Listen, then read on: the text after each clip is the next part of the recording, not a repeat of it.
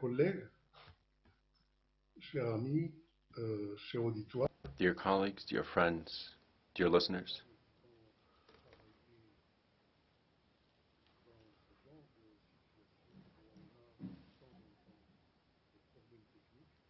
it's a matter of fact that we have to work under these circumstances where technical issues are to be expected. However, I hope that we can press on and do the best we can under the present conditions to ensure that we fulfill our mission, a very noble one.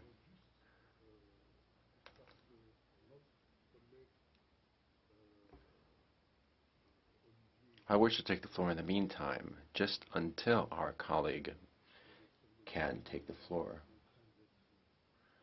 for I understand that there are technical issues that are being resolved.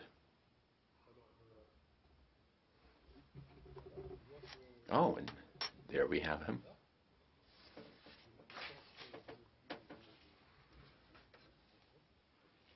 I will stop here then. Go ahead.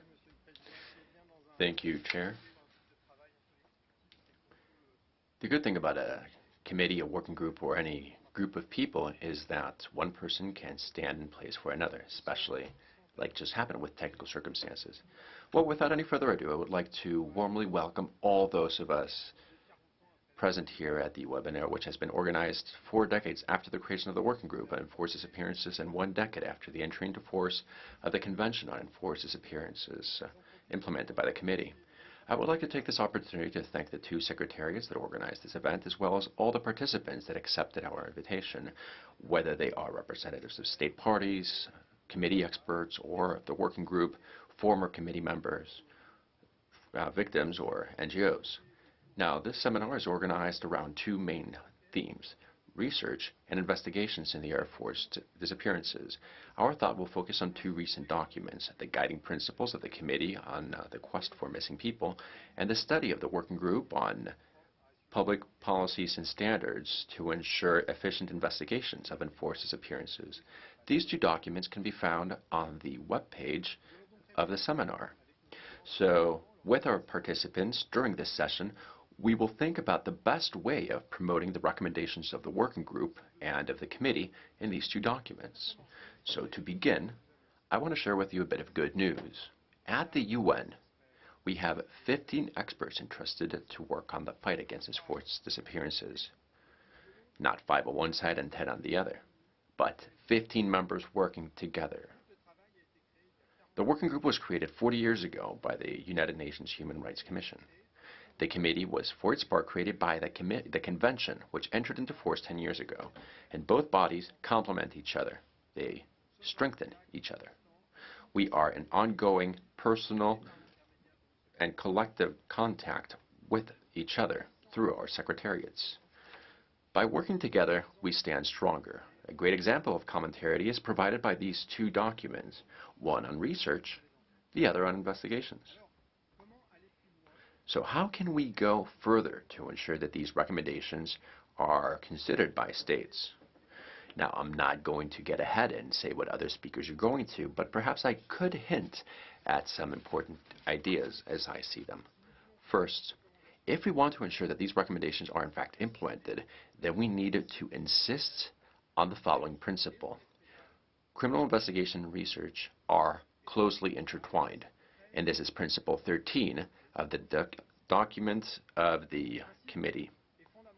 Now, this principle is fundamental because all too often we see countries where investigation and research are separate, where the institutions entrusted with finding people, including of exhuming remains and identifying bodies, do not work in cooperation with prosecutors or police officers entrusted with a criminal investigation. Now, this means that the overall investigation is hampered and drags on. We have also seen that during periods of transition, focus is often placed on investigation, on looking, whereas justice comes in later. Now, certain approaches of transitional justice speak about a sequence. First, truth and reparations, then that is followed by justice. Now, such sequencing can only be acceptable under 3 conditions. They all have to be present. First condition, any transition needs to respect the international legal framework, to wit, the Declaration and the Convention. And let's not forget the Inter-American Convention of 1994. Now, these documents clearly state that there are three pillars: truth and justice and reparations, and that these three pillars are interdependent and indivisible. We don't have to carry them out simultaneously, but they all have to be met. The second condition is that the victims need to be at the heart of the process, because all too often we see situations where anyone can speak on behalf of the victim. The third condition is that the process needs to take place under the monitoring of an international independent body, whether it be a working group, the committee, or another institution, with several mechanisms working in coordination. This would assist in providing the necessary outside look so as to respect the norms and to provide impartial points of views. Additionally, we need to step up the use of our reference legal documents. And to do that, we need two things. The first, and this is an indispensable condition, we need a clutch of states that are committed to the promotion of these instruments, particularly the ratification of the Convention by the greatest possible number of states. To do that, the states, friends of the Convention, need to adopt a program of action under the title of an initiative for the Convention, much like an initiative that has been taken by several states to promote the Convention against torture. First step could be to support the draft prepared by our colleague, Madame Lochbiel, which is an outline of 10 years of work of the committee. Additionally, family associations, civil society organizations, regional coalitions, and global coalitions need to be actively supported by friendly states, given that it is these organizations that are best placed to know which promotion activity can be adopted in each national or regional context. That means that resolute support is required in an increasingly restrictive environment for civil society. Now, these are simply a few hints to whet your appetite about the great debate we're about to have. We will have 3 segments followed by debates. Now, I would like to recall to all participants that we needed to respect the time allotted to us. I promised the Secretariat that I would ensure that we all keep by the set time. And well, we will begin by listening to statements from states, friends of the Convention. These are opening statements, and we will begin with the Distinguished Ambassador Rivasso, Permanent Representative of France at the UN in Geneva. 3 minutes, sir. Mr. Rivasso, you have the floor.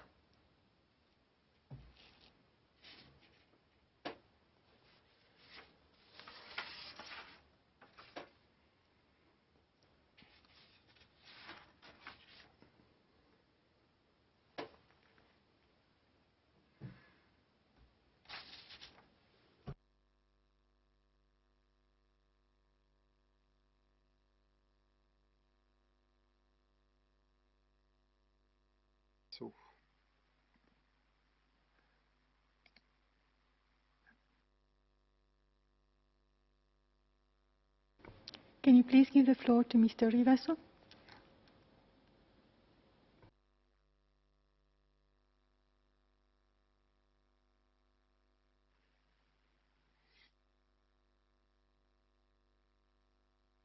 Nous lui avons donné la parole, mais nous attendons.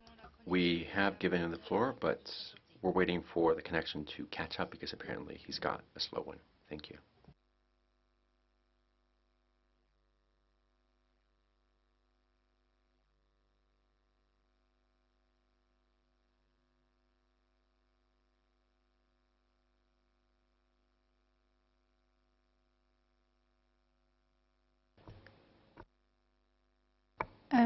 In the meantime,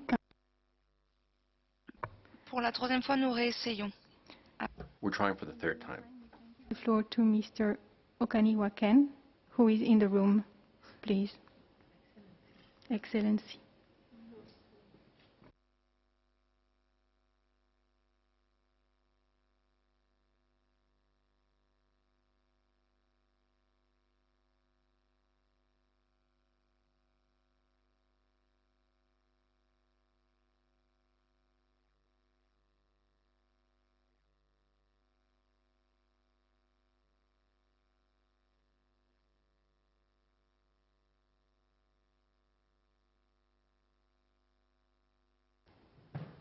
Okay.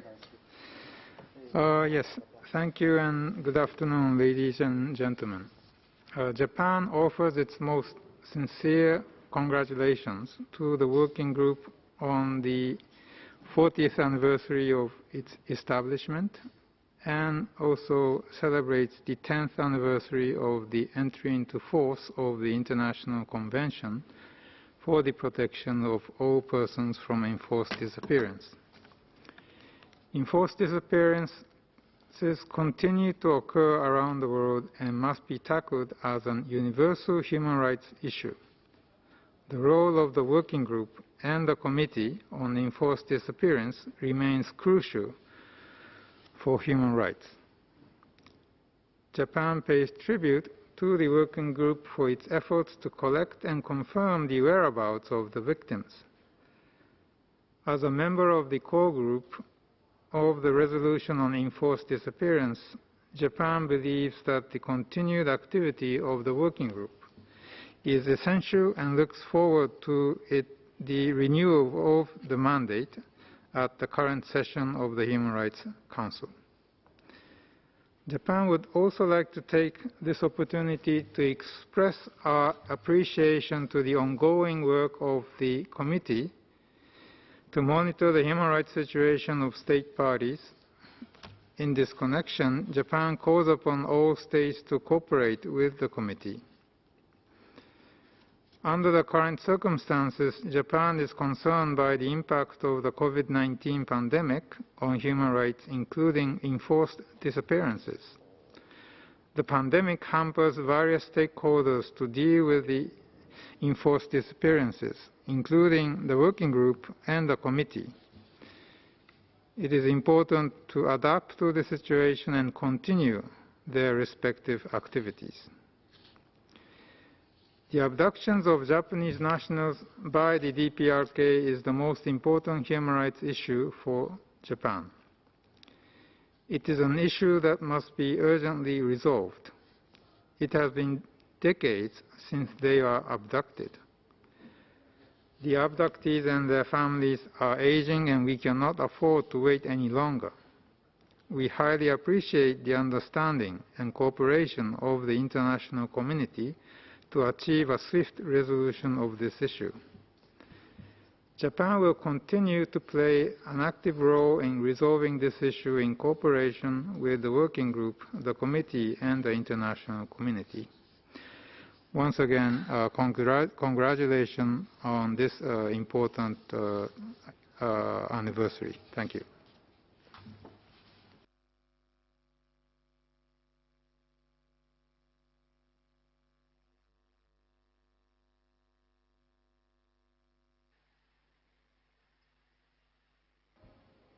Monsieur de Frouville, you have the floor.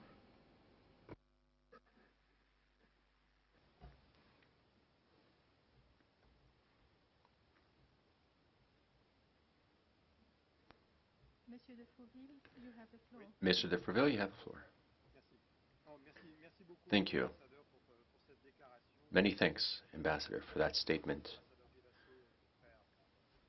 Perhaps now we can see if Ambassador Ribasseau can connect and take the floor.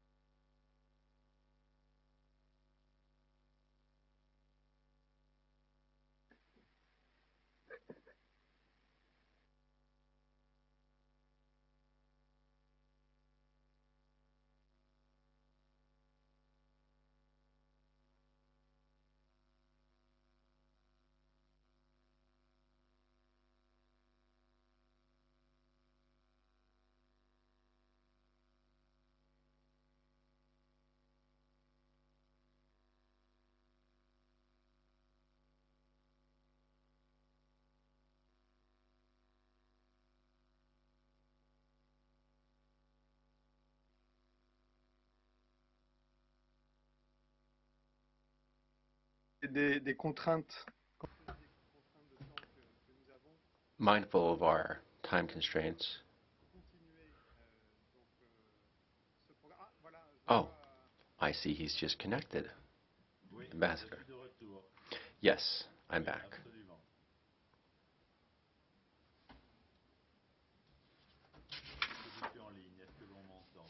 Am I online? Can you all hear me? Because I can no longer hear Mr. de Froville. Go ahead, sir. We can hear you. Thank you, dear Olivier.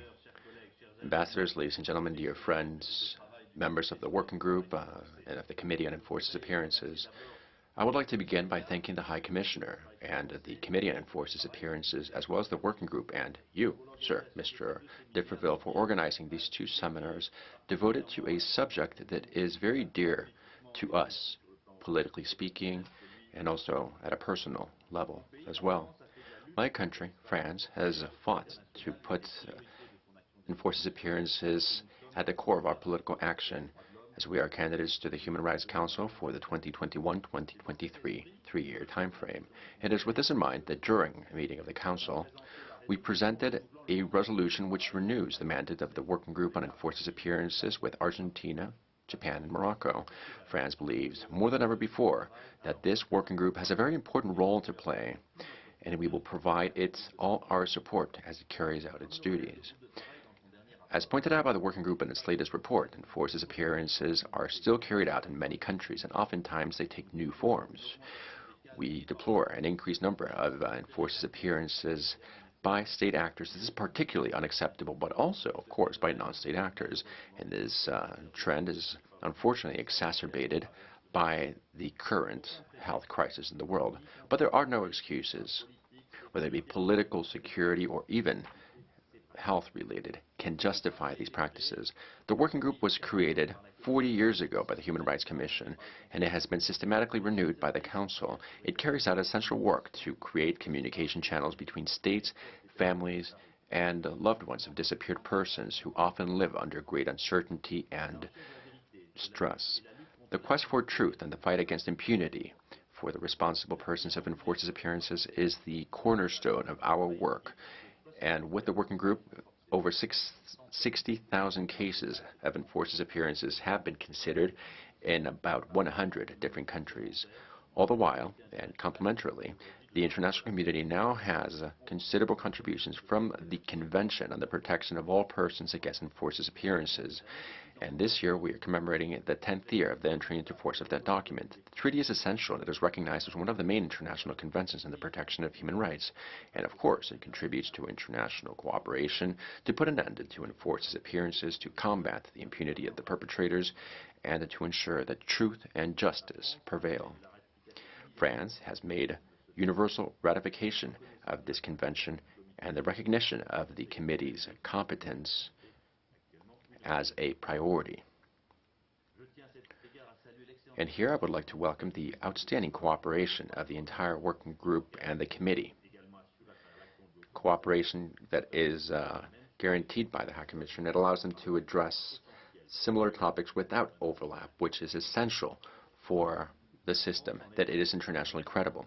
France, in close cooperation with Argentina, Japan, and Morocco, will continue to work actively, quite actively, as we have for several years now, on the matter of enforced disappearances, to ensure that it is still talked about and addressed in multilateral fora.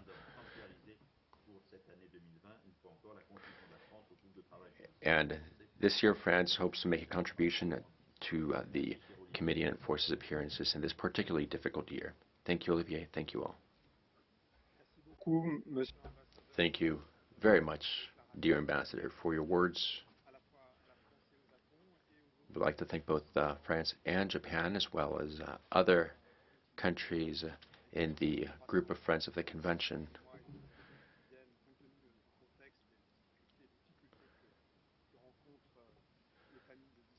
We are aware of all the difficulties that the family members of those who have disappeared go through. Now we will go on to a second part of our webinar,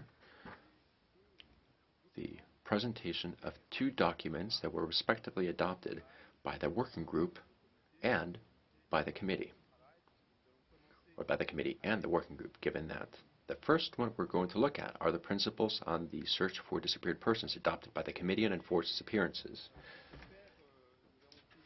To that end, it is our true pleasure to have Mr. Reinerhuhl here with us and Ms. Maria Clara Galvez-Motillo.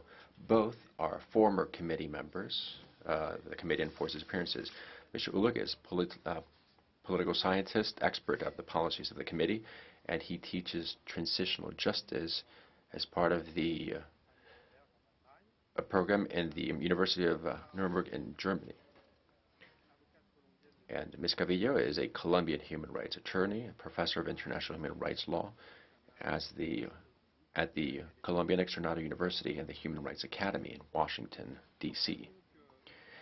So, without any further ado, I don't know who's going to speak first, but between the two of you, you have 8 minutes to outline the draft for us. Thank you. Donc vous avez la parole, cher Rainer. You have the floor, dear Rainer and Maria Clara.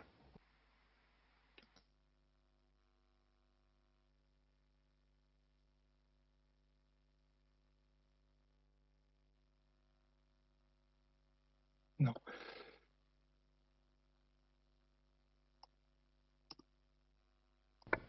Rainer, you have the floor. Rainer, nous vous entendons. No, pardon, c'est Maria Clara qui commence. I think Maria Clara is starting. Alors, merci de donner la parole à... All right, let's give the floor to Ms. Maria Clara Galvez-Motillo, please. Il faudrait éventuellement qu'elle lève la main, peut-être. Maybe she has to raise her hand in the platform.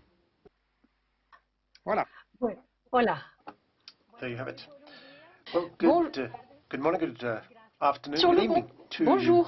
So first of all, I'd like to thank the committee, the working group, for having invited me to this event in the context of the celebration of the 40th anniversary of the working group and the 10th anniversary of the existence of the committee. Today I am speaking to you chiefly on the process whereby we adopted the guiding principles. I was part of that process, and up until last year, the committee, after 5 years of having come up against obstacles, difficulties and bad practices with regards to the search for missing persons, disappeared persons,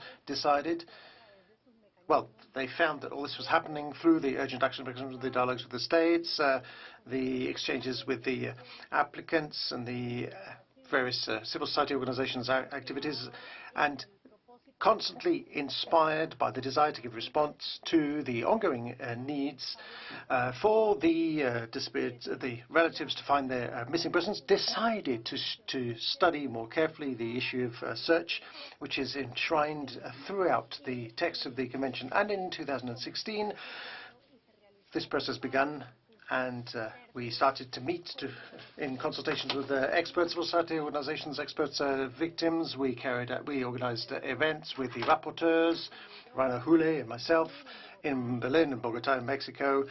And in November 2018, the committee adopted a draft guiding principles, a document submitted also to an interesting consultation process involving a broad base of stakeholders. Is very fruitful, and we received 46 contributions from 4 continents, 28 civil society organizations, organizations of victims, national human rights institutions, from Mexico, for example, from United Nations bodies, agencies, international organizations with the Inter-American Commission, the International Commission for the Search of Disappeared Persons, and also, and this is something we will very much, the participation of states and the academic world. And this led us to, in April last year, adopting the guiding principles. They were published and disseminated in May. This set of guiding principles was designed, conceived, and that was the ongoing idea of the committee, is designed to be provide guidance for states who want to continue the process or improve their search procedures. And as the introduction of the principles says the aim is to provide mechanisms, procedures and methods to be able to, in practice, fulfill the legal duty to find disappeared persons. And clearly, we need to take into account the fact that these guiding principles do not establish for states new obligations. They rather develop, clarify, enlarge the scope of those already enshrined in the Convention. So there are 16 principles that tackle different issues, and I, of course, cannot list and detail them, each and every one of them, here at this stage. But suffice to say that is all I would say, and in concluding, I'm opening up the floor to my colleague. A year after the guiding principles adoption, they've been adopted, they've implemented in different countries and contexts, and we're therefore we're in the next phase, namely the adoption phase, which is the natural outcome of our process, which my colleague will refer to. Thank you very much. Interpreters would like to remind speakers that they need to provide their written statements beforehand. Merci beaucoup, Maria Clara. Et donc maintenant, je passe la parole à Rainer. Thank you, Rainer. You have the floor in the hope that our communications issues will be resolved by then. La parole est à Rainer, s'il vous plaît. Muchas gracias. Thank you very much, Maria Clara. Thank you very much, Olivier, and thank you to all the members of the committee for having invited us to this session, a very moving session. A year on. Very briefly, I would like to add to what Maria Clara has just shared with you, namely that with the adoption of the guiding principles, well, that put an end to a very intense period of work. But that day, the day when that happened, that was when we started the arduous task of disseminating them and helping states to enforce them. So let me give you some examples coming from the country that contributed a lot to the design and development of these principles, Mexico, which has a large experience. Now, in the context of this process, a few months ago, we adopted a search procedure for those who are assumed to be in mass graves and those who are expected to be found alive. This protocol replicates almost all of those principles, the guiding principles that the United Nations had developed. That is the Mexican one. And that shows you how useful our guiding principles are. And also, in Mexico, the principles have been widely disseminated. Let me just show you this beautiful booklet that has been developed. And a number of video clips have been recorded in explaining what the search principles are. And I can say to you, therefore, that these are very much alive. Now, there are some very important principles which address the needs of the relatives. Relatives are worried about the time scale. The search needs to start immediately and only comes to an end when the remains or the person disappeared has been or have been found. Something else which is very important, and with this I'll be passing on the floor to my dear colleague Luciano Hazan, who was very much involved in the drafting of the guiding principles in the 2 years during which he was a member of the committee. And this principle I would like to talk to you about is the need to involve relatives in the search, and also the criminal investigation. Also, criminal investigation needs to be part and parcel of the process.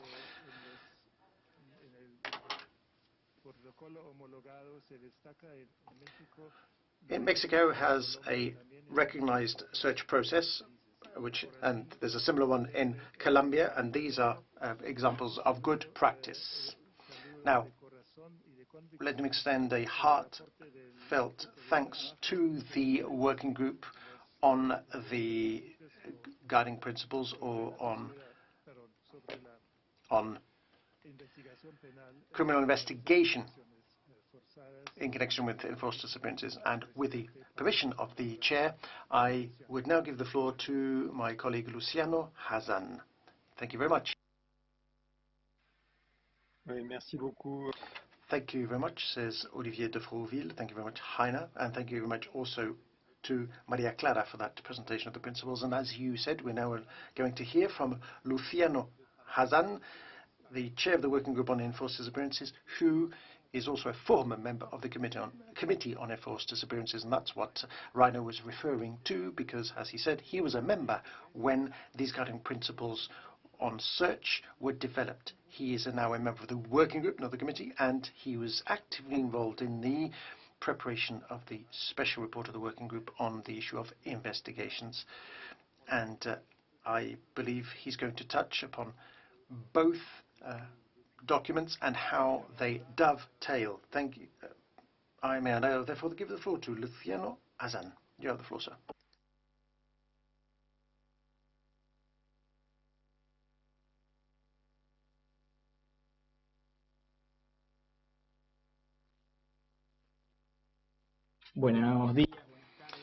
Good morning, good afternoon, good evening to each and every one of you, as it applies. It's a delight for me to be involved, even if it's remotely. I would like to thank, on behalf of the working group, thank you all for having come. I'm really sorry that because of the circumstances we're not able to come and meet physically, but that's the way things are. Now we're delighted to present to you. Our understanding is that these commemorations, these anniversaries, the working group and the convention, are a good opportunity to insist on the uniqueness in the international agenda of the importance of having enforced disappearances at the heart of the agenda, and to make all efforts to establish truth, justice and memory. This isn't a chance to celebrate, but it's an opportunity. On Monday, we presented our thematic report on public standards on investigation and enforced disappearances. Rainer touched upon that, as did Olivier at the beginning of this meeting. Now, this thematic report has also been the outcome of a series of consultations with experts, with contributions to the states, parties, organizations of victims, civil society organizations, and also a number of universities or academic bodies. The aim of this report is completely instrumental, namely to fight against the impunity in connection with enforced disappearances. The issue of impunity in connection with enforced disappearances had already been tackled in 1993 by the working group through a public consultation process conducted targeting the UN member states, but also on the basis of the Joannet principles against impunity and the Minnesota Protocol. But sadly, what we find is that 17 years on, after 1993, there have been no significant steps forward to fight against impunity, as Olivier was saying in the introduction. What we see also is that in many countries, especially as time goes by, and that there are still many obstacles standing in the way of us finding disappearing persons, the relatives are still clamoring for an answer. So there's a rationale in a number of countries in connection with the priority of the search. This legitimate demand has replaced the search for justice and the emitting of sanctions and bringing perpetrators to account. The experience has shown us in the last 40 years that we have existed, the working group and the other mechanisms have existed, that in the countries in those enforced disappearances occur on a wide scale, a systematized scale, are even more ineffective in locating disappeared persons than they are at bringing perpetrators to account. The criminal justice systems in those countries generally are designed to investigate crimes against property. They are systems that have little means, low levels of independence and transparency. They're made up normally almost exclusively of lawyers. They don't have expert and specialized investigation teams. And they tend to generate systems that are unable to investigate military and security systems or state apparatuses, which are most often the ones who cause people to disappear and therefore remain unpunished. Impunity, therefore, is a component of the enforced disappearances as a state crime. This failure has meant that in many contexts we have needed to separate the search and the criminal investigation by creating extrajudicial mechanisms, as Rainer was saying, giving us the example of Mexico. Precisely search units or commissions, in addition to, well, the ones that exist in Cyprus, Colombia, El Salvador, Peru, Sri Lanka, and as Maria Clara was just saying also, the committee tackled concretely this point through the guiding principles, and the working group has supported and adopted them through its recent reports and in this recent thematic report which I'm referring to now. So this is the context, and there are new challenges in this new context, as Rainer was saying just before me. The main challenge is precisely the coordination between the processes, because search and investigation need to fuel each other mutually. Identifying the authors is crucial to be able to lead the search, to understanding how perpetrators and their groups act and the context in which they operate is crucial to find the disappeared persons. Furthermore, there's nothing more powerful in a criminal case than to find a survivor who can tell what has happened, or to find the remains of a disappeared person in a given place and carry out an autopsy, a forensic anthropological study that can explain what happened. The separation, therefore, of these two functions also can represent an obstacle in the management of information. That's why in the report we, as the committee suggested, that we need to use the information thrown up by the various institutions involved to avoid overlap and duplication, and to ensure that the contribution of testimony and information of the relatives can mushroom and avoid the process of re-victimization. Furthermore, and as a main justification of the study, we in the group have the intuition that whilst there is no accountability, there can be no solution to enforced disappearances. In other words, the countering impunity is crucial in terms of non-repetition, and this is something that we have seen happening in many countries wherein they've tried very hard on the search but done very little about the impunity. That's why people continue to disappear. If you have impunity also, it's very difficult to inform the state institutions at the grassroots who are guilty, and the structural issues of finding solutions to those problems is to find the solution to enforced disappearances. That is why we're presenting this report, which goes over the standards and propose to states public policies to ensure that these investigations are successful, because the weakness of the state institutions has meant that in many countries the progress has been limited, even in those contexts where progress has been made. That is why we raise the issue of the importance of developing public policies on the protection of victims and witnesses when the investigation is taking place, the need for psychological support of victims and witnesses, which is something that hasn't been developed very much in states so far, guaranteeing the independence and technical capacity and the pluridisciplinarity of the investigation teams and of the criminal investigation teams also. That's very important. Also is very important. Could you conclude, says Olivier? Yes, apologies for that. Finally, the launching of the investigation needs to go hand in hand with the state, especially the state bodies, and this is something which hasn't been sufficiently tackled so far. So this report, we hope, will be useful for those states who have the political will to make progress in fighting against impunity, and for the relatives and the organizations as a tool to urge countries to do more. So, thank you for your attention. Greetings to you all, and in particular to Estela Carlotto, who's due to take the floor after me. Once again, interpreters would like to remind speakers to provide their written statements. Merci beaucoup pour cette Thank you, Luciano, dear friend, for this description of the obstacles encountered in terms of search and criminal investigation and the coordination of the two. So moving on now to our next phase of our webinar, stock taking, looking at what has been successful, what remains to be overcome. We're going to hear two testimonies of people who've have experience of enforced disappearance, and two people who will tell us about what progress has been made in the area of search and investigation. Our first speaker is known to you all, Ms. Estela Carlotto, the president or the chairperson of the Grandmothers of the Plaza de Mayo, created in 1977 in response to the enforced disappearance or involuntary disappearance of hundreds of children subsequent to the coming to power of the military in Argentina in 76.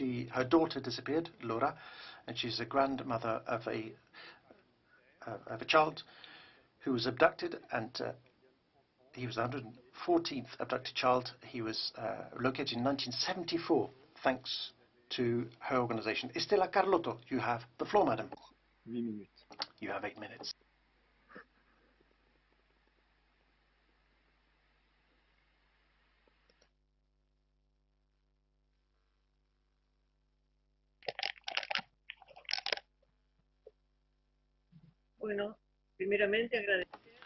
First of all, thank you for allowing me to be involved and share with you our experience.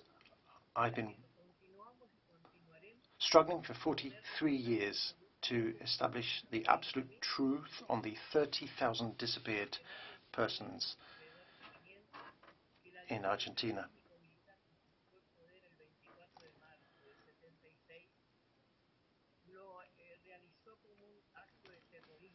There was a terrorist attack in 76 in Argentina. A doctrine of death and destruction was unleashed on the country. Now, we are women. We are mere women, quote unquote. When we saw that our children were not coming home, and when we saw what was happening in the streets in our towns in Argentina, we took to the streets in the face of fear and the face of consequences.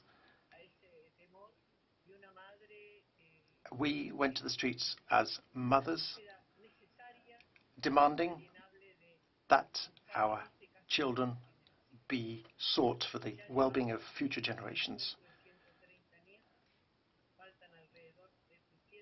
Around 300 are still missing, but we found 130, and people from all around the world are looking to us in the hope that they also will be able to find their own relatives. In this area, the most practical thing that we were able to do was to remain united, hold hands together, even though we were all different. And we continue to do the same today, together with the institution of the Plaza de Mayo, and working very closely with the next generation so that our struggle can continue. Now, obviously, we've had successes, and in that respect, we very much would like to thank the working group who have always received us with open arms. We've always been able to chat with them, exchange year after year. The United Nations was one of the first organizations to receive us. We still have a relationship of friendship with the UN. Things have changed in Argentina. Argentina started to accept the change, but the major achievement was for us to be able to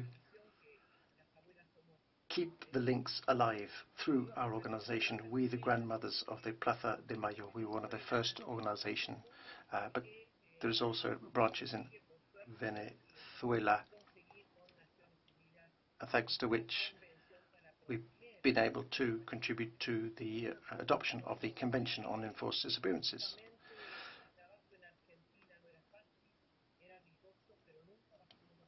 What we did in Argentina wasn't easy, but we never gave up.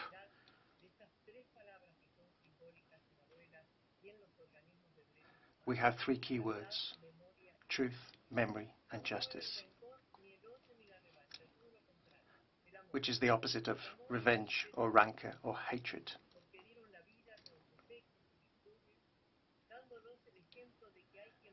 Those who disappeared gave us the example that when we want to have a democratic country, we need to stay united. We've been able to create, for example, in this path, a commission called CONADI, a state commission which coordinates between our organization and the state, and it does so extremely well, and CONADI exists still today. We have a good or bad relationship depending on what kind of people are in power in the country. We have contributed in the organization of court trials.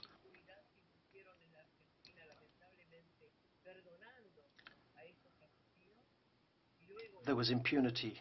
There was a law on impunity for a long time in Argentina, but we were always present to fight against it, organizing peaceful demonstrations in the streets, in putting together documentation, and for the government to revert that law. So we documented evidence, brought it to the justice system so that when the right time came and the government changed, we were able to get that law on impunity rescinded. And we recognized that the justice system adopted a systematic plan to help everybody whose relatives had been abducted.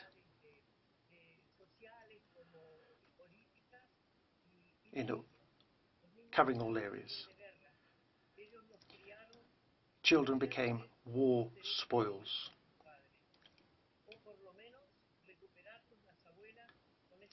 And our aim was to recover our hope in the whole process. There's still much to be done, but we nevertheless have accumulated a lot of experience within our team, with lawyers, with geneticists, with psychologists, all of whom are working together with us in making progress. Our organization now is sound, it's solid, it's united, it's significant, it's visible now with what we've achieved. We've also worked very carefully with the Convention on the Rights of the Child, especially in the light of Articles 7, 8 and 11. So I could say much more to you. Most of my life I've devoted to this, but we don't want to say, look at us. We want to say is history should not repeat itself anywhere in terms of enforced disappearances, and we want to share with anyone interested within the UN and elsewhere. We want to encourage you, and we want you to know how grateful we are to you. Other organizations, the Red Cross and others, have helped us, supported us along the way. So I wish you every success in the future. We will continue to share with the other countries of the world our experience, our story. And the only thing I can really say to you on our behalf is thank you, thank you, thank you very much.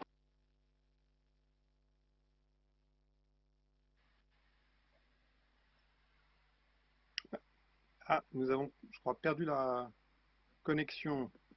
I think we've lost the connection with Ms. Carlotto, says Olivier de Fauville.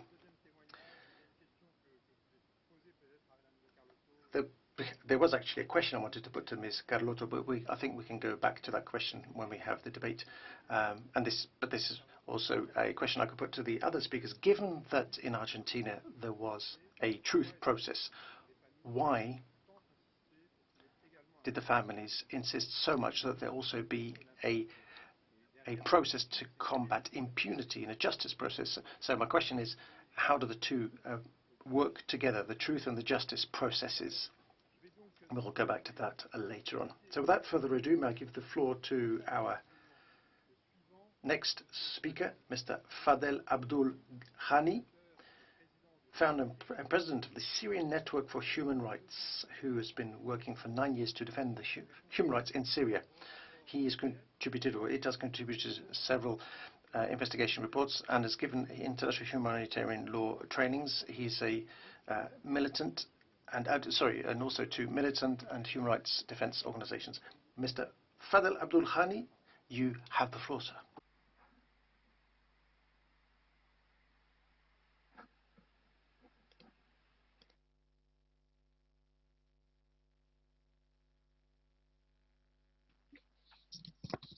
Thank you very much indeed for having me and for organizing this important event. It's my honor to share our experience with the working team on enforced disappearance and the experience about the disappearance dilemma in Syria. SNHR, Syrian Network for Human Rights, is much appreciate the work of the working team on the disappeared on enforced disappearance. We are in continuous coordination and cooperation with the team since 2011. We have sent tens of cases, and there is actually about 650 more new cases will be shared soon with the group. We appreciate the team informing us of the government, the Syrian regime response, as well as the development of those cases, which will in return inform the families of them.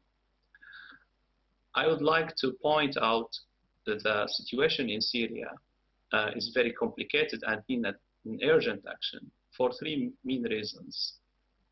First of all, the enormous toll of enforced disappearance have reached almost 99,000 citizens Syrian since 2011 till now. Nearly 84,000 of them at the hand of the Syrian regime. This is a horrifying number compared to the Syrian population. This affects actually millions of Syrians and destroy the Syrian society.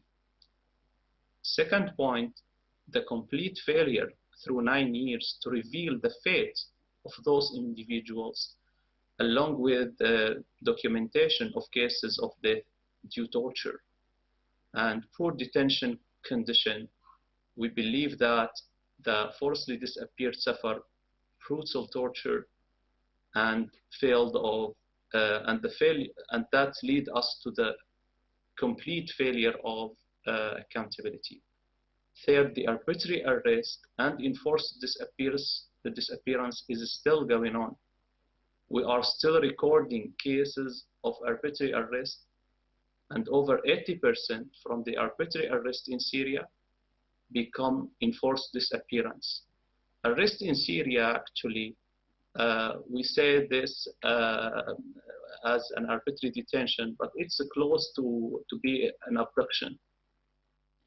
It's carried out by without any judicial warrant. The entity does not identify itself, and the detainees often isolated from outside world and prevent from any communication with their family or any lawyer. Based on all of those points, I need now to move to the families, actually. The families lost the hope in cooperating and registering their relative cases. Actually, the cooperation is the key in this work. This is the most significant challenge facing us, which is increased radically previous year. And they are like greater than, this challenges is greater than the security issues and other challenges. Without cooperation of people, we cannot continue our work, and persuading people to cooperate in Syria is extremely difficult. As I mentioned, like almost like we have about less than or around 850 cases, which we are able since in almost 9 years to document, which is a very large figures.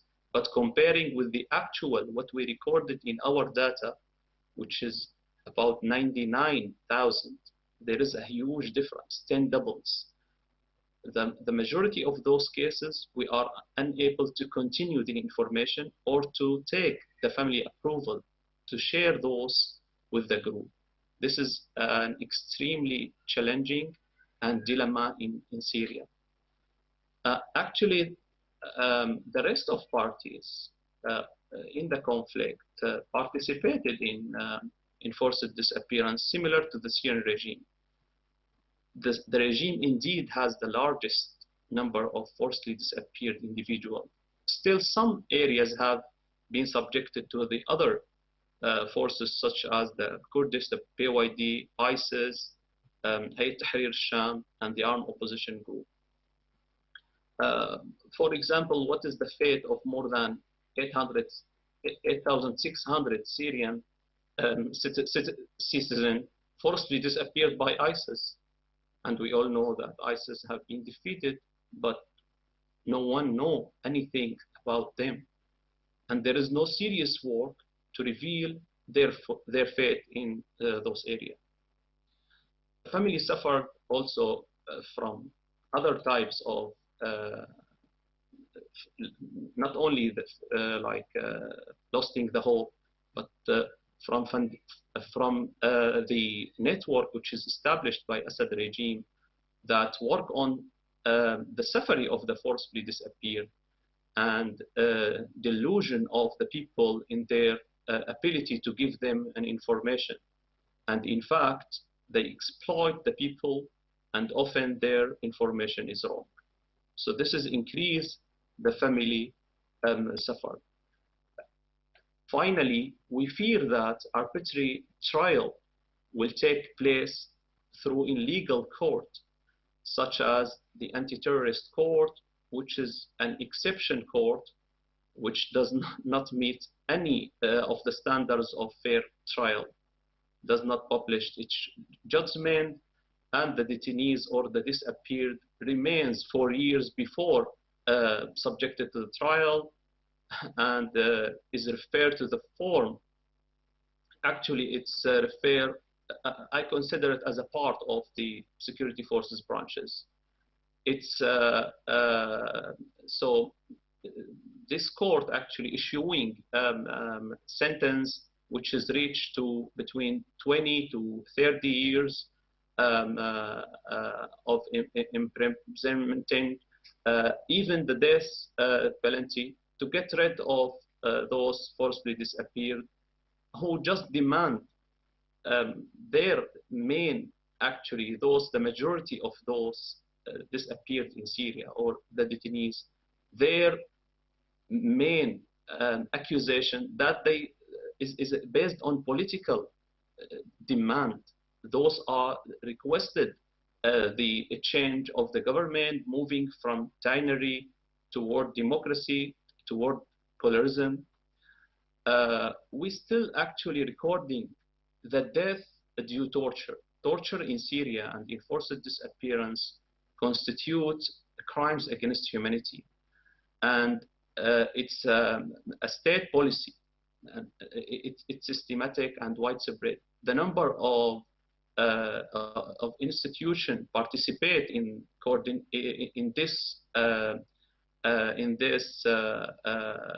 practice is a very huge institution. Cher monsieur, je suis désolé, je vous interromps. I apologize for interrupting, but we're running out of time. Perhaps to conclude, I could ask you, what relationship do you see between search and justice?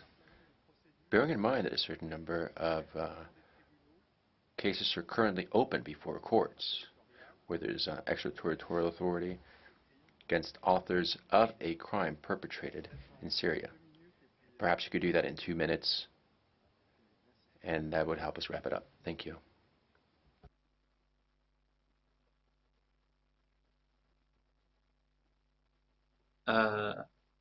The interpreting was not working. I didn't understand the French language.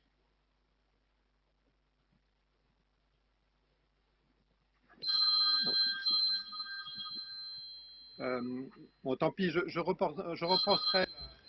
Well, apologies then. I will be able to ask the question later again in writing. And at that point, perhaps during the Q&A, we could address it. Thank you very much for your statement. Perhaps do you have 1 or 2 closing statements, given that you arrived towards the end? Or just in 1 minute, end your speech, because you have reached the limit of your time. Thank you. And I will ask you the question again during the question and answer sequence. Yes.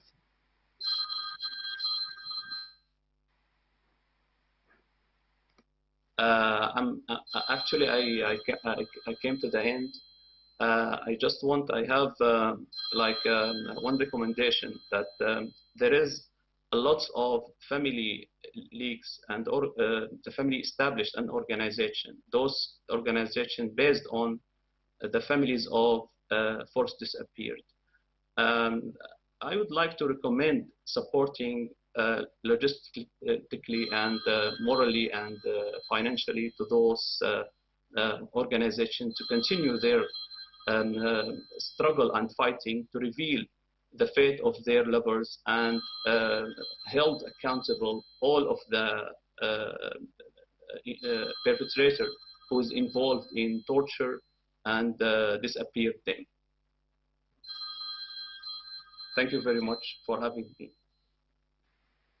Merci beaucoup, monsieur, pour votre... Thank you very much for your statement. And for the last recommendation, to assist, including financially, the victims' families so that they can organize themselves and continue to fight for truth and justice. Well, now we're going to segue by giving the floor to Ms. Imelka Fermondo, Commissioner at the Office of Missing Persons in Sri Lanka. She is an attorney and a defender of human rights, and she works regionally and internationally for more than 35 years. She was advisor at the Forum of Disappeared Persons in the 1990s and continued to militate for the rights of the families of disappeared persons in Sri Lanka. Ma'am, you have the floor.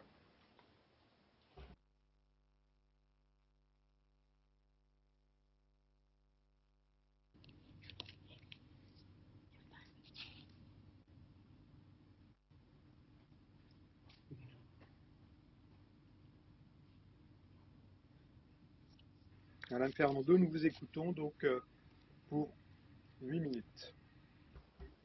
8 minutes. Go ahead. We can hear you, so you can speak.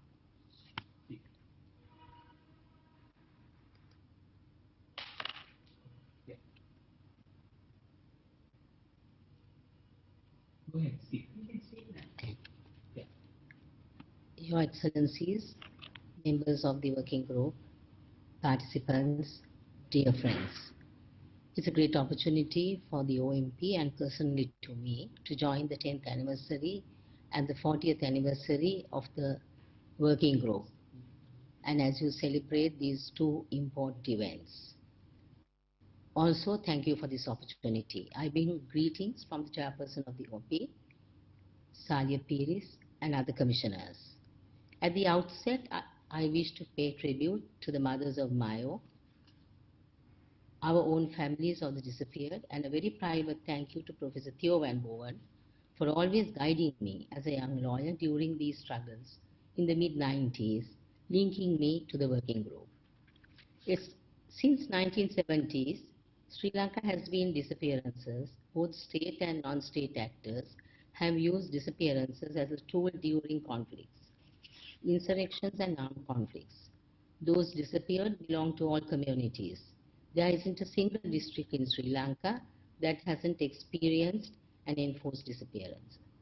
Establishing the OMP in Sri Lanka represents a commitment by the state of its legal and moral obligation to address challenges related to disappearances and further provide remedies whatever possible to the families. Successive governments appointed commissions of inquiry to address the call by the families to ascertain the fate of loved ones. These interventions were temporal and limited, at times by geographical mandates. With limited resources, the very temporary nature made it not possible to handle thousands of complaints. There was the need to establish a permanent body. This was the call from the families. We were very happy when the Act of OMP was enacted in 2016, and we considered that as a milestone for Sri Lanka. This was established within the larger framework of transitional justice. Its mandate is not limited to only investigate into disappearances related to armed conflict. The mandate covers broadly disappearances and those missing in action since 1970. This is a very historical moment for the families of the disappeared in Sri Lanka when the OMP was established. In 2018, the government allocated funds from the country's budget, and up to now, the government is continuing to support the work of OMP as the institution was an establishment enacted by a law in Parliament. We must understand the importance of this institution. This institution was established at a time when the families were losing confidence on local or national mechanisms. There were two principles that the OMP commissioners wanted to affirm: the independence of the institution and the need to develop confidence in the families in order to link to the OMP. So during the first year, we held consultations with the families, and I'm very glad to note the working group emphasizing the need to involve families in this search for truth. We also have a member from a family of the disappeared as a commissioner. We were appointed by the Constitutional Council, and we have worked within the framework of affirming the independence. Let me come to the section, the pressing challenge. The most painful question we have had to answer is what happened to the loved ones. This is where the issue of search and tracing becomes important. In the OMP Act, one of the primary mandates that has been entrusted to us is search for trace and missing persons and to clarify the circumstances which such persons went missing. We know that this is a very complicated process, but our mandate empowers us to look into the area in order to ascertain the truth. But the OMP mandate does not extend to persons that went missing outside the criterion, for example, that went missing in natural disasters. The larger mandate of search empowers OMP to initiate investigation into missing persons pursuant to a complaint made or on the basis of information received from a previous commission of inquiry, commission on missing persons, or commissions which have inquired into allegations of missing persons. OMP can grant priority to incidents that have occurred most recently, incidents where there is substantial evidence already available, incidents that are in opinion of the OMP of public importance. So in order to locate the missing, locate the disappeared, we do have a very wide mandate. Sri Lanka's role in implementing the convention. Sri Lanka became a party in 2017, and these obligations are incorporated into domestic law in 2018. It's the criminalization of enforced disappearance and right to know of relatives. Since this discussion is focusing on recurring obstacles, I would like to now focus on bringing some of the issues that we have had to deal with in the search of truth or searching for the loved ones. We need technical expertise to carry out the search.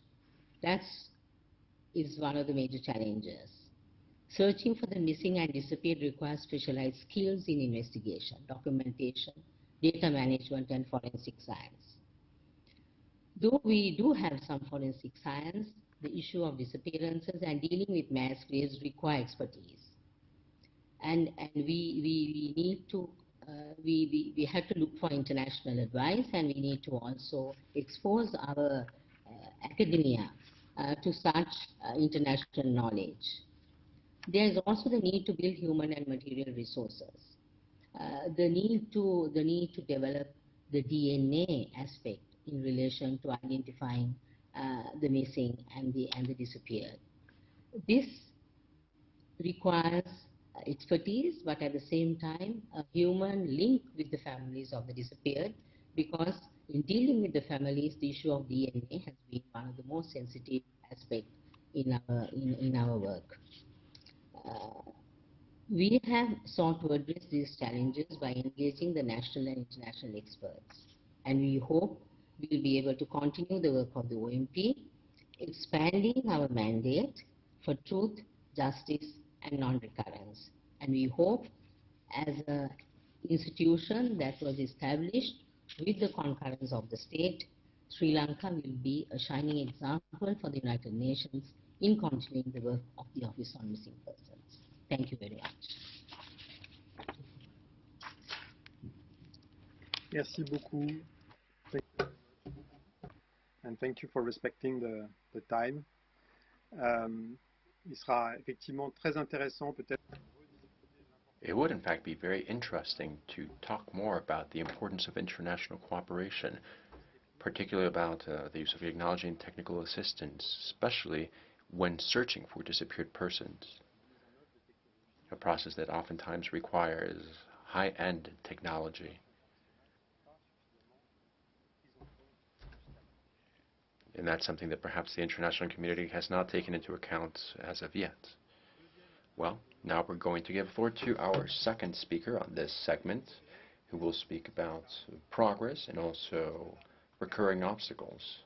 It is Ms. Carmen Osorno-Solis, who works with the well-known Argentine medical forensic team since 2010. She coordinates the medical forensic databases, thanks to which the Argentine teams have been able to carry out blood tests with the family members of disappeared persons. She also collaborates with civil society organizations and government organizations so as to find disappeared persons. We know that the team from Argentina plays a very important role, not only in Argentina, but in other corners of the world. And their efforts have been known across the globe. You have the floor.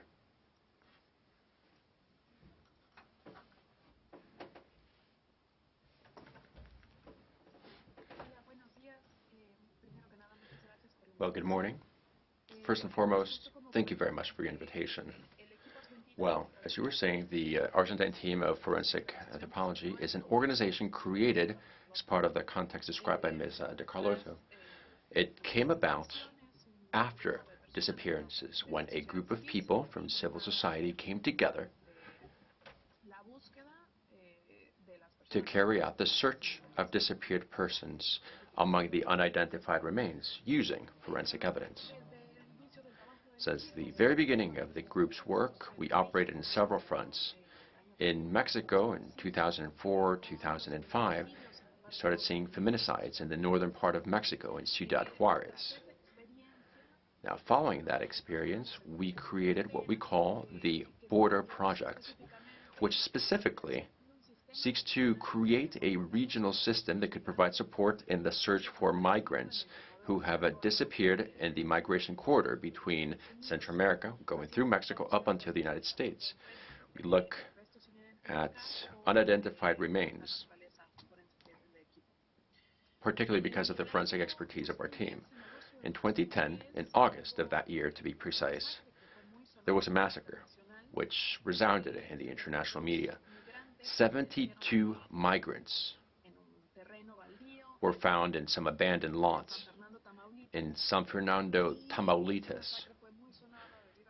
It was a well-known massacre, given that there were people there from various parts of the Americas. There was even one Indian national. After that, 6 months later, in the same municipality, San Fernando, they found 169 remains in 47 different clandestine graves. And then in May 2012, they found 49 torsos, which were placed along a highway in Nuevo León. Now, by then, we had already been working 2 or 3 years with migrants' cases, and we had seen families who had come to us to ask for their family members to be found.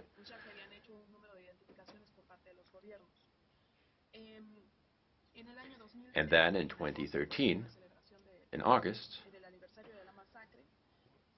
during the commemoration of the massacre, there was a signing between the prosecutor's office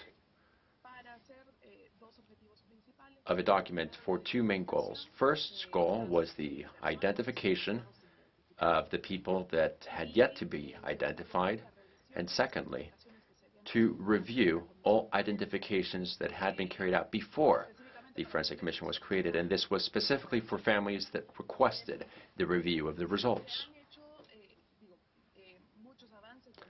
A great deal of progress has been made within the Forensic Commission, and we believe that it is quite a cutting-edge mechanism.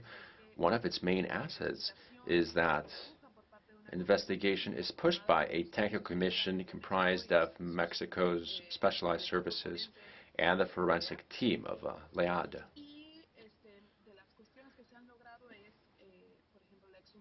We managed to exhume and centralize approximately 200 remains that were yet to be identified, sent to common graves from these 3 massacres, and they were sent to Mexico City, where they were then analyzed, and we had DNA analysis of all the remains. This was done also independently by the Argentine team and by Mexico's police service. Additionally, we were able to provide direct contact and assistance to 200 families in different parts of Mexico and Central America, and even 1 family in Brazil. Civil society also had access to the investigation files of these massacres. And we managed to have some representation of family members of disappeared persons in these search tables. And that was thanks to another organization, which is also part of the Forensic Commission. Maybe another important achievement is that through our efforts, there was an agreement on a protocol for rulings on identification and a protocol of notification for family members that was then adopted by virtue of the general law of disappearances of Mexico in November 2017. And so some of the challenges that we still have to date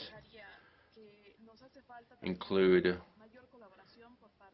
greater collaboration from local authorities and federal authorities, not just Mexican local and federal authorities, but those of other countries as well.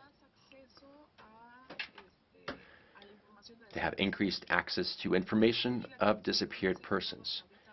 The Forensic Commission has managed to identify 84 people in different places so far.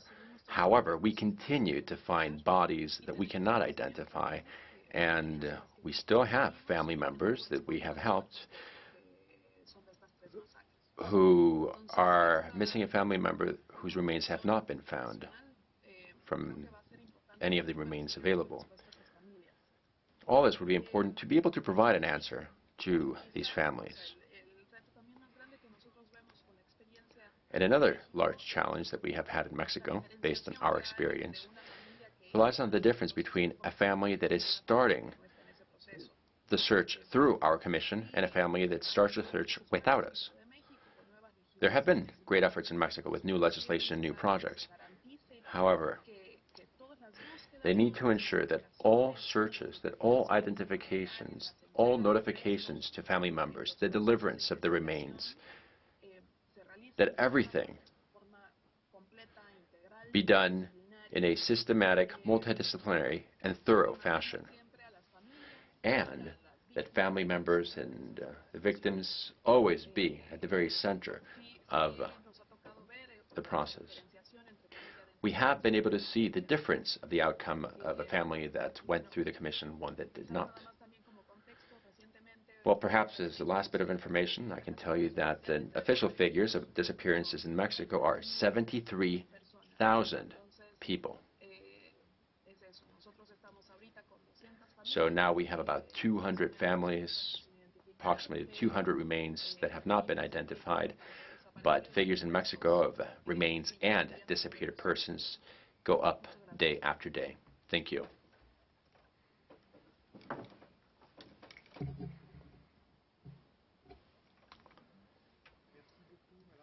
Thank you very much. And thank you for finishing with the time. So now we're moving on to the Q&A section.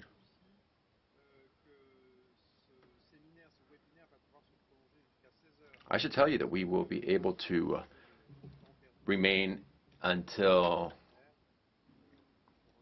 4 p.m. given the technical issues that we had. So there were several questions we had in the chat. Some comments there too. Particularly Mr. Wadi Asmar, who underscores answering one of the questions I had, that truth and justice are two complementary concepts, that they are at the core of the guarantee of non-repetition. Disappearance is a whole-fledged crime. We believe that it is essential for this reason that families asking for justice should ask for truth at the same time. Now, we do have a few questions here addressed to members of the working group or committee members. So I'll simply give the floor to our colleagues if they wish to answer any of these questions. And if Mr. Bernard or members of the working group want to offer concluding remarks and bring up other points, that can be done as well. If you believe that any point has not yet been broached, you can bring it up. There were comments about the ratification campaign of the Convention on Enforced Disappearances. What are measures that have been taken as part of that campaign? And I think this is a question for the Friends of the Convention as well. States who are acting as spearheads in the promotion of this. So what measures have been taken in your regions, especially in areas with the lowest level of ratification? Because there are some rates with a lower rate of ratification than others. What can the friendly states, the working group, or the committee do to promote ratification? And then we had another question about the respect of states of provisional measures and of the decisions that are adopted by the committee.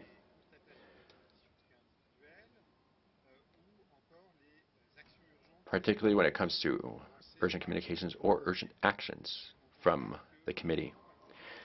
We see that oftentimes the committees, we see that oftentimes the states do not abide by these recommendations and they don't respond to the urgent action measures. So what do you believe can be done to increase the rate of compliance of states with these measures? So there we have it. That's a few questions to get us started off. Who would like to speak, to respond on ratification and on compliance.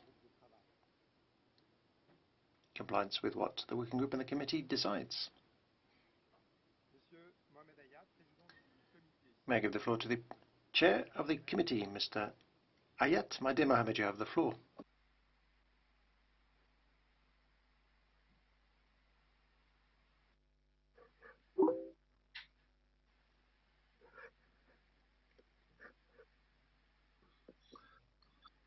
Ce sont des propos qu'on doit éventuellement dire à la fin.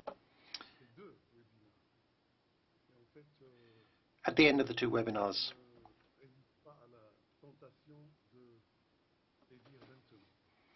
So what I'm going to say now could be said at the end, but I'm tempted to say it now, so I'll say it now. May I pay tribute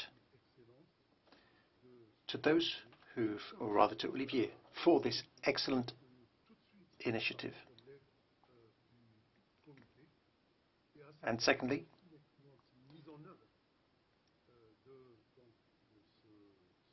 to the members of the committee.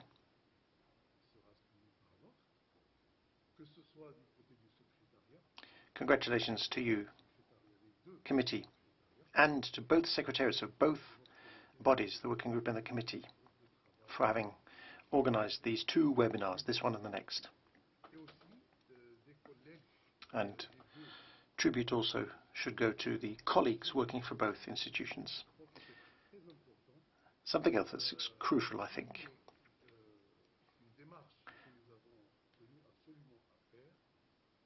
Something that we're extremely keen to do, namely, involve our former colleagues who used to be members of the committee, Rainer and Clara. We were keen to thank these colleagues for their contributions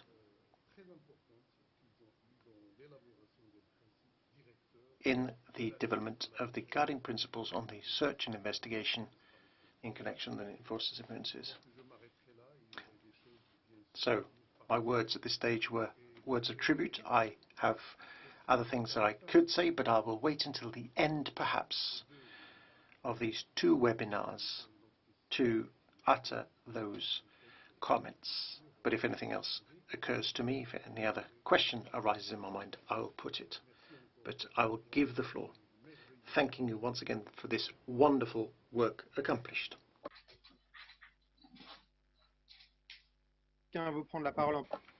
One take the floor.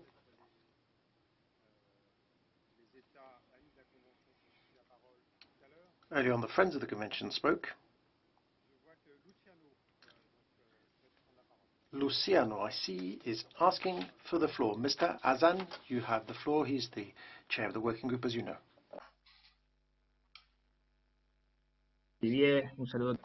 Olivier, greetings to Mohammed. Just to react very briefly on the question on the ratification campaign, the working group takes ratification very seriously, and that since we started. At the time, colleagues also pressed for universalization.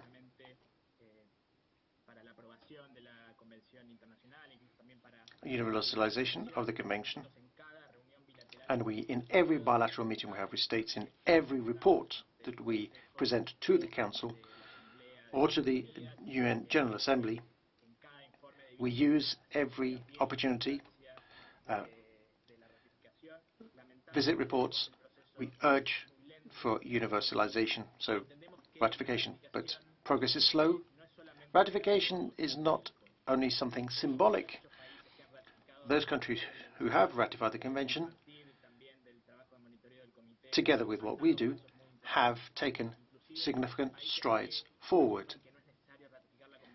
Even those countries who don't have an issue with enforced disappearances, ratification is crucial even as far as cooperation is concerned. Some countries who don't have a problem with enforced disappearances benefit from ratification because the Convention has provisions relating to cooperation, and enforced disappearances are happening today in a transnational fashion, especially in the southern areas of the Latin American region, with it even going back to the Plan Condor in the 70s. So ratification is much more than symbolism, and we would like to use this opportunity also to appeal for greater universalization. That's all I would say. I just wanted to clarify on the issue of pressing for ratification. That's all from the Working Group on Enforced Disappearances concerned. Thank you. Merci beaucoup. Thank you very much, Luciano. Uriya Slami, a member of the Working Group. You have the floor.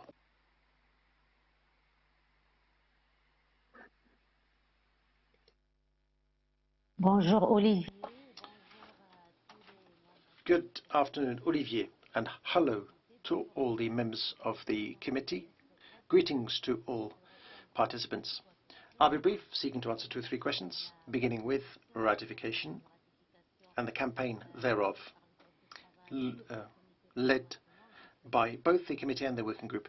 As you say, this campaign began a few years ago in cooperation with the committee, so a joint endeavour.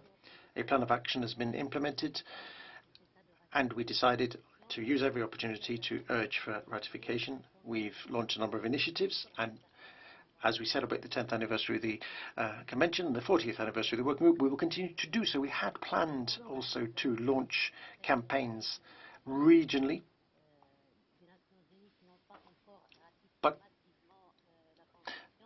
targeting those countries, those regions which haven't ratified so far, but because of COVID we haven't been able to organise those campaigns. But we are using every opportunity, including this webinar today.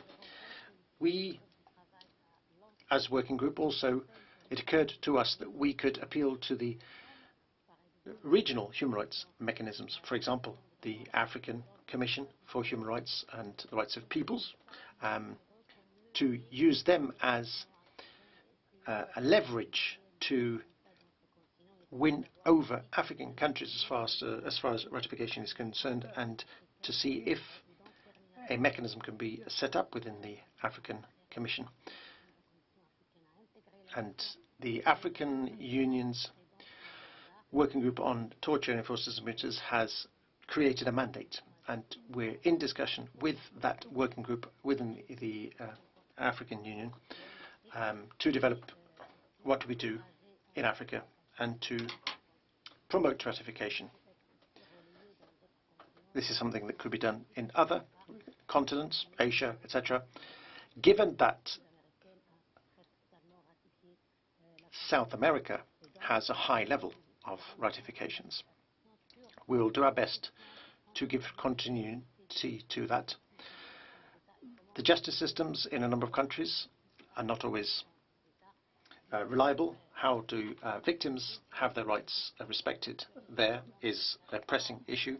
Victims in all corners of the world don't have access to justice, either because their mechanisms are insufficient or because the regulatory text making it possible for enforced disappearances to be seen as a crime don't exist. So all these aspects must be developed in parallel by the states, by the working group, these following the recommendations and the visits and following the annual reports through the general allegations, etc., through all these mechanisms and also through the work of the committee. That is all I will say, to leave more time to colleagues to comment.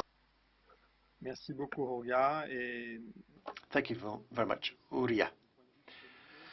The point of view of the committee also is an important one, namely this ratification campaign is a joint campaign which we have organised in collaboration with the working group. Since the convention was adopted, we have urged all countries who haven't ratified to ratify, but for that we need support domestically, internationally to facilitate the holding of training programs on the Convention, to raise the awareness of national authorities, of parliamentarian civil society, as to the importance of ratification, thanks to which our efforts could be facilitated to bolster ratification. Somebody asked on the chat a question about the working group on the report of the working group on search. That's available on the webpage of the webinar. If you're on this, if you're taking part, you must have gone through that portal. So if you go back to that portal, there's a report of the working group, which will also be found within the United Nations documents system. Turning now to Koji Teraya, a member of the Committee on Enforced Disappearances. Mr. Teraya, you have the floor. Thank you, Chair. It is my great pleasure to attend this memorial event. Ratification is very important, and I just now focus on the issue of the two documents which the rapporteurs introduces us. I would just like to ask the features of the semantic report of working group. I think this is one of the richest document about enforced disappearance, but I just like to know the difference from the CED's guiding principles and also the division of work of the two documents. Both topics have the same purpose. In my understanding, the guiding principle is like a manual, which is more policy-oriented approach and based on the rich experience. And for the practitioners, and the document is consolidation of good practices. This is the expression of paragraph 2 of the document, which means that there would be something beyond the existing obligation of the convention. On the other hand, it seems to me that the semantic report deals with the existing obligation with the introduction of rich explanation of jurisprudence in many judiciaries and quasi-judiciaries. Thus, my idea is that the victims or the practitioners look at the guiding principles first, which has 9 pages, more handy. And if there would be a controversial issue, or if they are challenged by others about the activities, they can go to the working group's semantic report to know the legal basis in detail. I think there would be many ways to use these two documents, but it would be greatly appreciated if you would tell us your perspective about the features of the document and the work of division. I think these two documents complement each other and strengthen each other, as the chairperson emphasized in the beginning of the session. Thank you. Thank you for your attention. Merci beaucoup. Thank you, Koji, very much. Without further ado, I will give the floor to another one of my colleagues from the committee, Mr. Monsef Rosati. You have the floor, sir. Monsef.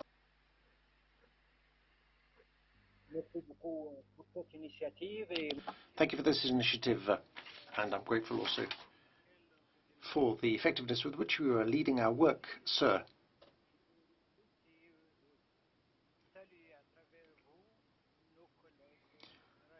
Congratulations to Rainer and Maria Clara. I'm delighted to see them with us once again.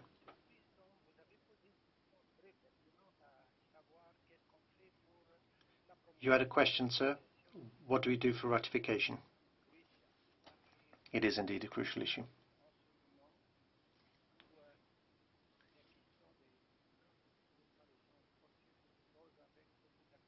Especially today, where enforced disappearances is on the rise globally. There are 3 circles that should be involved. The group of countries who are friends, Secondly, the High Commissioner's Office. And 3, we and the working group. 3 circles should be involved. We listened very carefully to the Ambassador of France, Mr. Rivasso, and the Ambassador of Japan, Mr. Okaniwaken. One told us about what had been done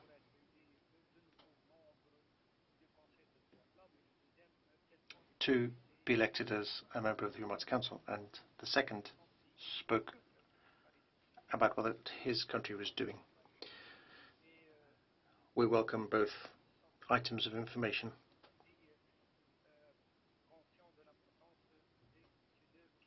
Both issues are crucial. We're aware of that.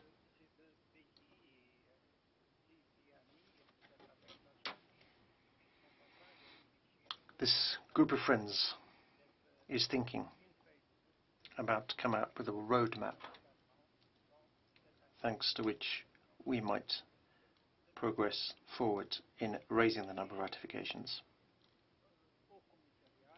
That was the first circle. The second circle is OHCHR. The former commissioner set a target. The new commissioner, the new OHCHR, will need to come up with a new roadmap, a new document, which we and the working group will have to ratify. We need to work at every level. The third circle is us, we the committee and the working group. Now,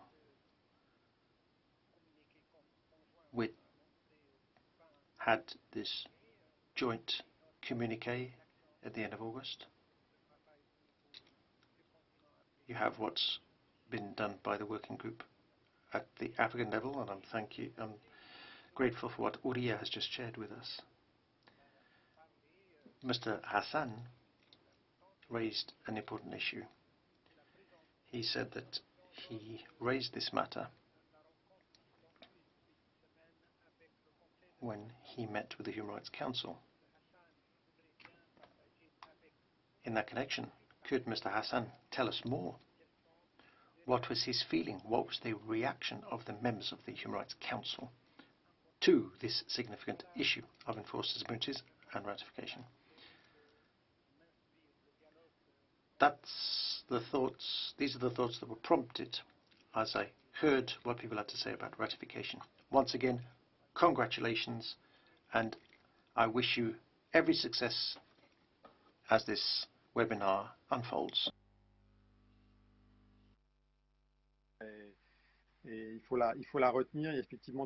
Something they need to remember, as you say, there are 3 circles in this ratification campaign, and each stakeholder in every circle needs to meet his or her obligations and contribute to our pooled joint efforts. Several more questions have been put. I don't know if anyone else is specifically asking for the floor at this stage. Perhaps I'll wait for people to think about what they want to ask. We've just heard from Monsef a question put to Hassan in terms of feedback about the Human Rights Council. That needs to be answered. The 2 questions that I can address. There's one issue raised on the effectiveness of measures taken by the committee, especially the urgent appeals and the concluding observations, the findings of the committee. How do states react, with particular reference to Mexico? Mexico appears to have treated the committee's findings as non-binding. Well, in fact, not just our committee, but the Human Rights Committee, especially when also the Committee on Enforced Disabilities asked for interim measures to be adopted.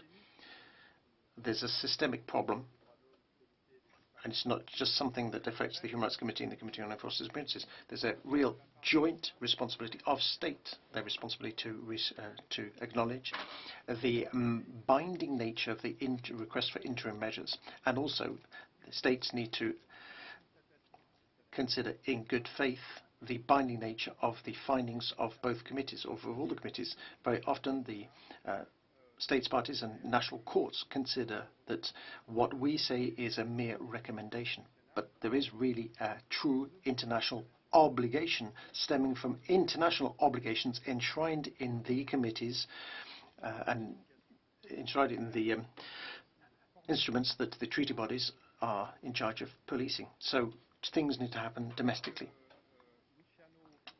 Luciano Hassan is asking for the floor, I see, to, in all likelihood, give us some feedback about the report to the Human Rights Council. Luciano, you have the floor.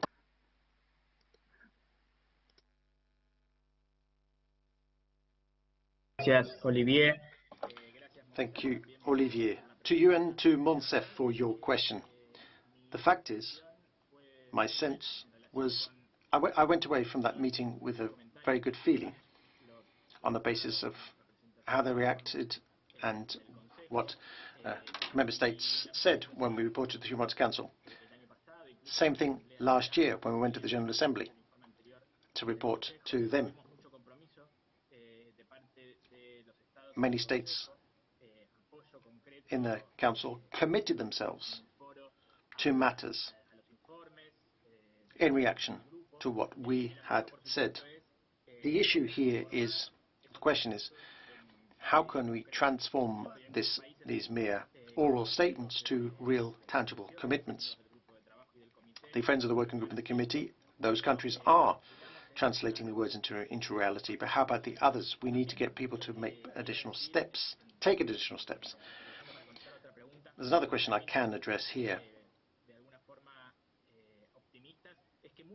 Optimistically, many of the recommendations from the working group are taken seriously.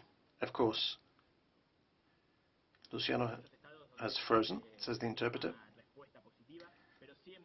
We have some negative, but also a lot of positive steps. Steps are concerned when they read the reports to find huge numbers of enforced disappearances that are unresolved and states who do not react. And this has an impact on our relationship and their willingness to provide information subsequently.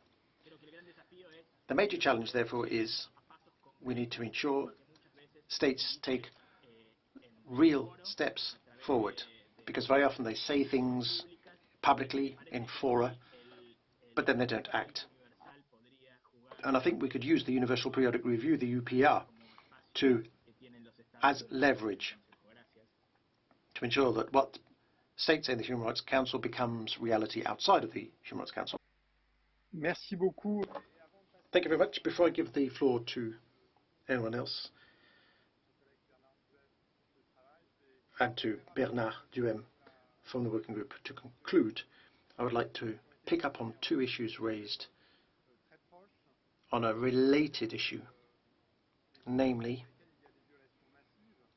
widespread violations of the Convention or a systematic widespread practice of enforced disappearances. The question being, what remedy within the UN is available? As far as the working group and the committee is concerned, I would draw attention to Articles 34, 33 and 34 of the Convention.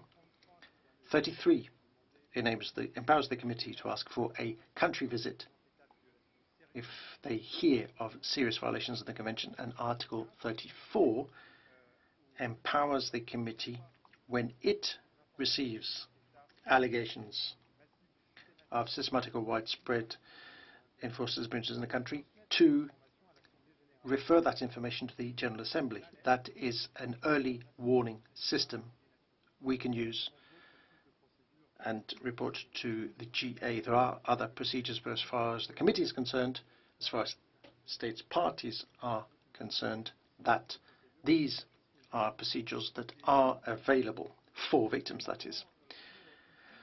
So, in order for us to hear some words of conclusion, I will give the floor to Bernard Duhem, member of the Working Group on Enforced and Involuntary Disappearances. Bernard, you have the floor.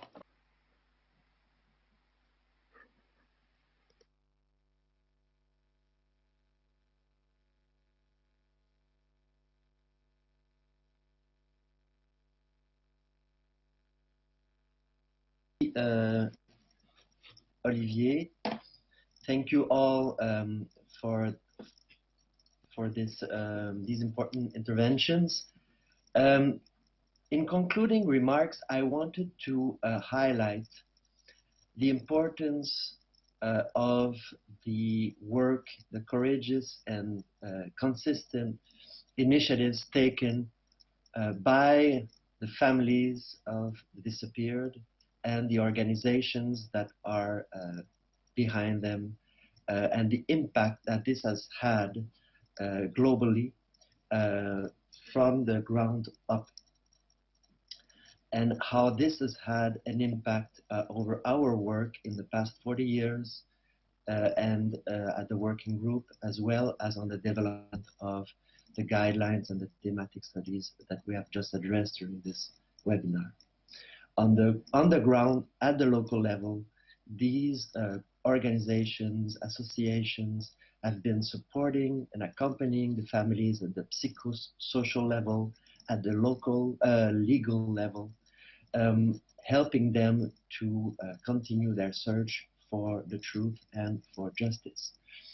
This has had an important, these have faced important obstacles, in particular documenting disappearances when the authorities, of course, didn't do so. And often in very difficult contexts, during or after armed conflicts or abusive regimes, such as we have heard from our colleagues, Fadel Abdul Ghani from Syria. As well, these organizations are pushing authorities to ensure that they do their work, that they develop protocols in order to do the search and investigate these crimes, as our colleague Carmen Osorno-Solis informed us from the Forensic Commission.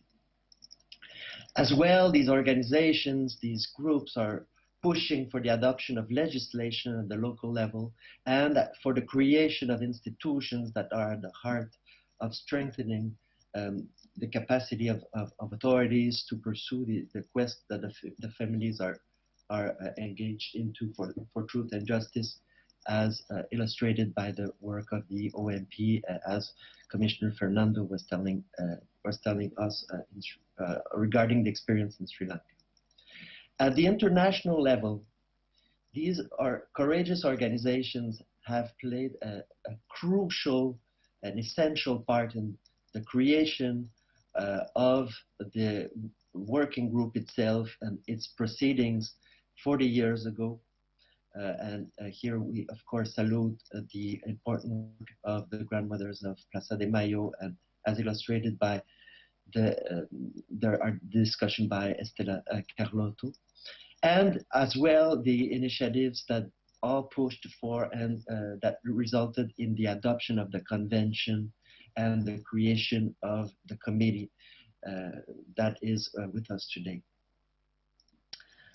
Finally, of course, groups of families, associations at the local level have also been putting their efforts in the inputs that resulted in the creation of the guideline principles for the search and the disappeared persons, as well as the working group's thematic report on standards and policies for an effective investigation of enforced disappearances.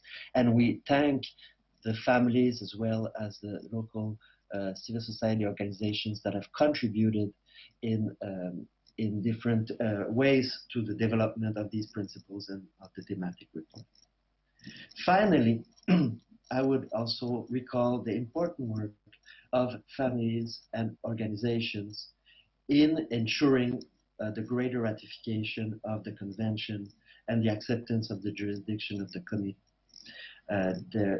These organizations, as you know, are pushing globally and locally for the ratification of the instrument.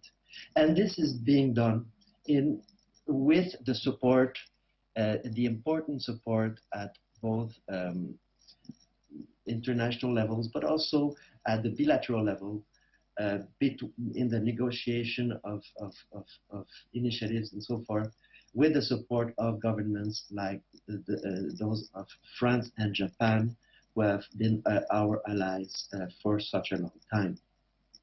I would like to finish by saying that I salute the excellent collaboration and cooperation between the committee and the working group. These are important initiatives that need to continue.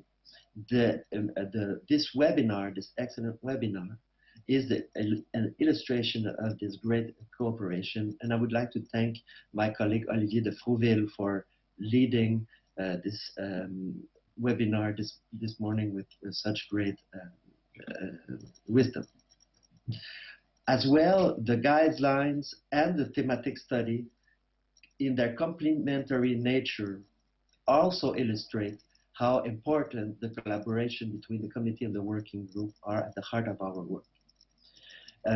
Finally, I encourage us to pursue this collaboration. We've had a very good discussion yesterday as part of the session of the committee and of the session of the working group, and I'm sure this will lead to more important initiatives such as this webinar illustrate.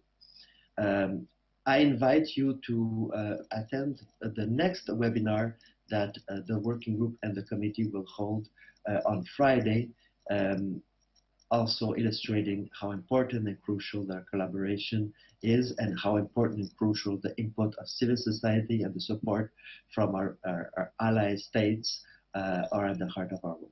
Thank you very much, and I wish you a good day. Bye-bye.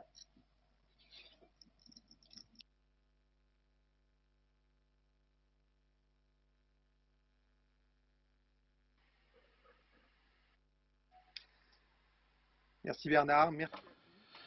Thank you, Bernard. Thank you all for having been involved, and in particular, thank you for all those who have spoken, who've shared their views. We meet again on Friday, 12 noon Geneva time, for the continuation of this webinar to speak about how to counter impunity and how to adopt a positive approach to counter impunity and to find disappeared persons. Thank you. Have a good end to your morning, to your afternoon, or a good beginning to your evening. Have a good evening. Have a good night. Goodbye.